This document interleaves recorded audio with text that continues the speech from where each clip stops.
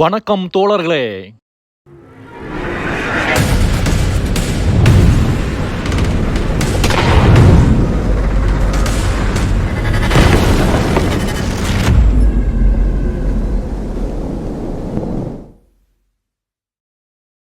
அமெரிக்க இராணுவத்தின் இரும்புக் கரங்கள் உலகெங்கும் நீண்டுள்ளன.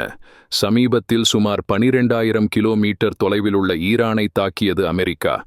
இவ்வளவு தொலைவிலிருந்து ஒரு நாடு மற்றொரு நாட்டை தாக்குவது மிக மிக கடினம். ஆனால் அமெரிக்காவுக்கு இது எளிதானது.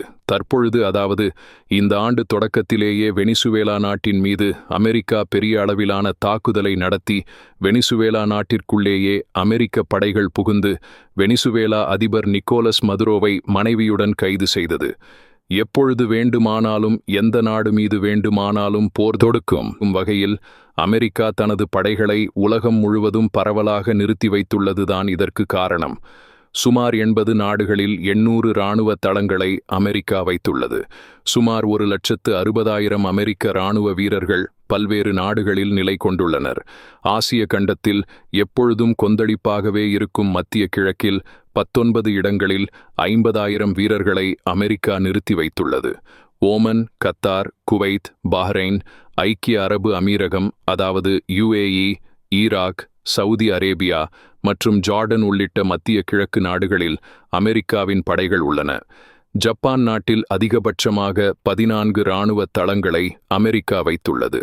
இங்கு 53,000 வீரர்கள் உள்ளனர். தென் கொரியா நாட்டில் 8 தளங்களில் 23,000த்திற்கும் மேற்பட்ட அமெரிக்க வீரர்கள் உள்ளனர். பிலிப்பைன்ஸ் மற்றும் ஆஸ்திரேலியா உள்ளிட்ட நாடுகளிலும் அமெரிக்கா தன் படைகளை நிறுத்தியுள்ளது.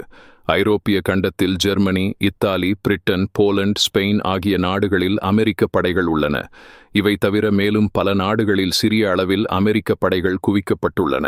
சீனா, ரஷ்யா, ஈரான் போன்ற நாடுகளுக்கு மறைமுகமாக நெருக்கடி கொடுக்கும் வகையில் இந்த தளங்கள் அமைந்துள்ளன. உலகின் வல்லரசு என அமெரிக்கா கருதப்படுவதற்கு அதன் உலகளவிய ஆக்டோபஸ் கரங்களே முக்கிய காரணமாக உள்ளது.